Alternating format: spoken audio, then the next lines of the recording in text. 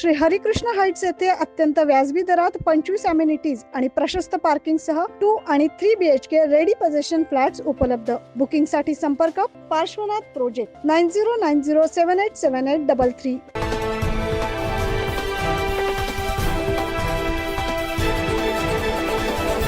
नाशिकच्या सातपूर परिसरात किरकोळ कारणावरून वाद करत बाप लेकाला मारहाण करत चारचाकी वाहनाची काच फोडून तब्बल 25,000 रुपयांची रोकडी गाडीमधून चोरून नेल्याची घटना घडली.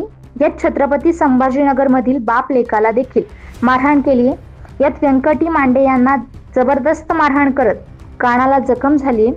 मुलगा शुभम मांडे याला देखील मारहाण केली आहे. या संदर्भात मांडे यांनी नाशिकच्या सातपूर पोलीस ठाण्यात अज्ञातांच्या विरोधात गुन्हा दाखल केलाय.